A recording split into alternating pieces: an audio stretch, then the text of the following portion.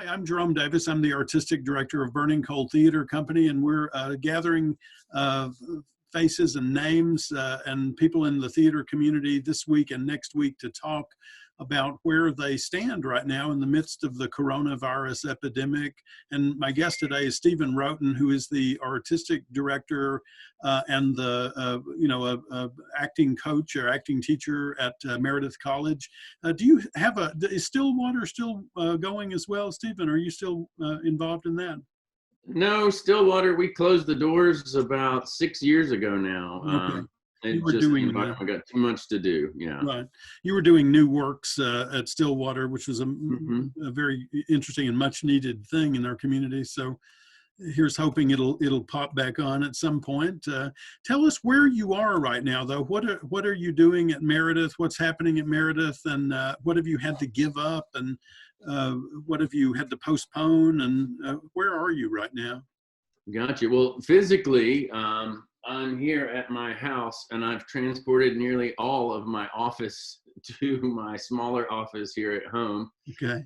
Because we have been instructed to leave the campus. There's very little limited availability to get in there, and then only with a cam card and only for a good reason. Right.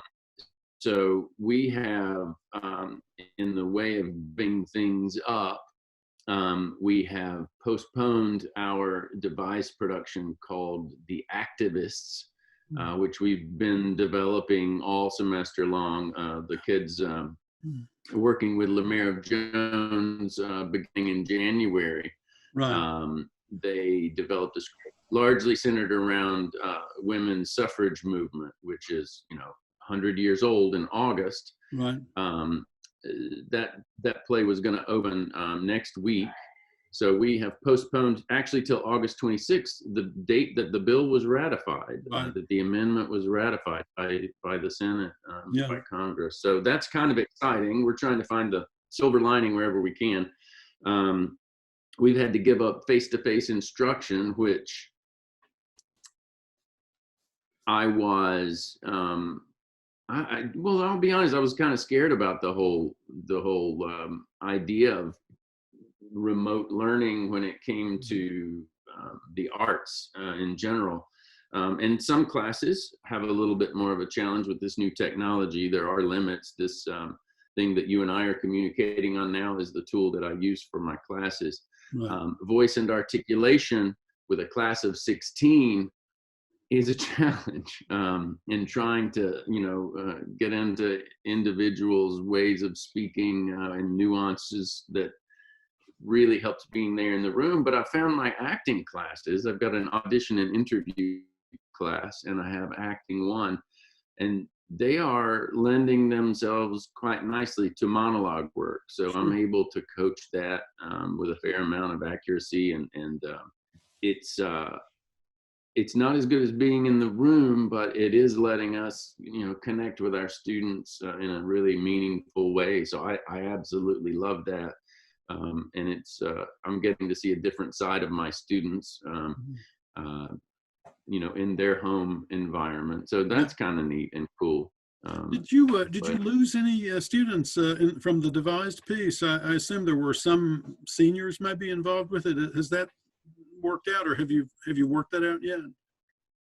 Yeah, we've got one senior, and she is talking about coming back just to do the show, because it'll be a 5-show run. We're doing 5 shows on campus, and then we're traveling to the North Carolina Museum of History for one performance on, I think it's that Sunday performance, right. Which would be 29th, I think. I need to look at the calendar for that. So we didn't suffer too much attrition in that way. So it's working out pretty well so far, we think.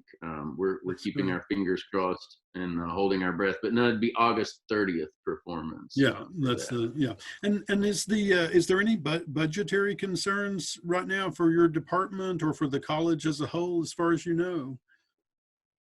Yeah, in fact, we got an email today saying stop spending stop spending money. I think probably everybody is in that same, it's in that same sort of situation. We're looking at kind of keeping what we would have spent this semester in the budget so that we can produce next year with that money, if it's still there. But yeah, there certainly won't be a budgetary increase this year.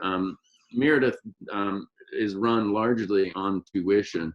So if our numbers are down, you know, it's a tight year. So we tighten the belts and do the best we can. But so far, so good. I think we'll have the money we would have spent.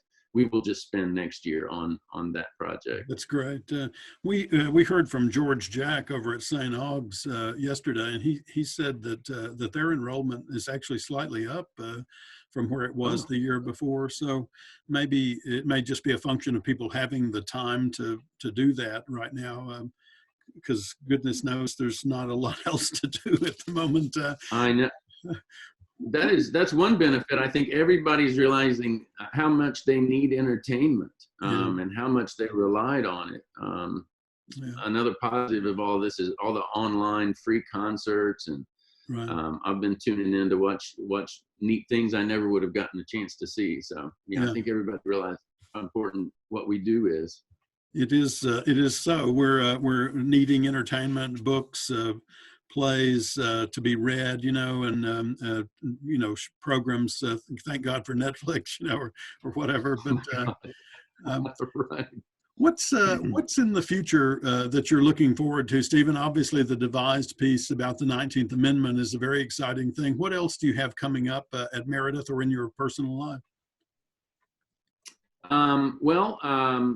Meredith, I'm going to direct my first restoration piece, which I'm pretty excited about. And Nice. We've got a piece next year that we are going to travel around to various spots on campus that represent different areas of a certain woman's home. You may be familiar with the piece I'm talking about. We've not announced our season yet to our students, so I'm keeping a tight lip, but I'm looking forward to those two experiences, directing a show, you know, that takes place outside a theater, and then doing a restoration piece.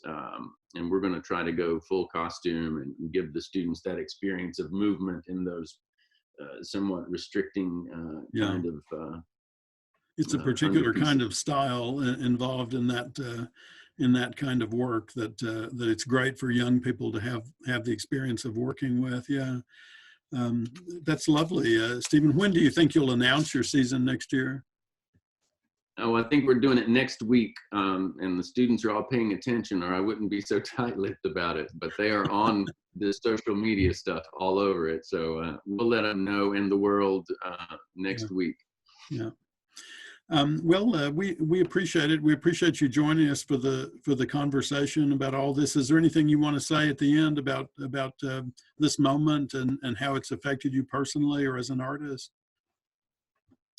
Well, I'll just say again, I think it's shining a light on how very connected we all are, and how important the arts are, and how important we are to each other as social creatures. I know, I think, you know, lately we've been in a real political divide. So my personal hope is that this can bring us back together and get some more cohesion as a society and some common sense among us, and maybe stop banging our drums a little in our corners and start listening to each other. But from your lips to maybe God's ears. Yeah. Right. Yeah, Stephen, thank you very much. We'll look forward to the piece in August, and hope to see you and to work with you in the coming years some. So thank you for joining us today. Thank you for the opportunity, and love working with you. And I think this outreach that you're doing with Burning Coal is terrific. So thanks for giving us all a voice. Thank you, Stephen. Thank you very much. Take care. All right. Take care.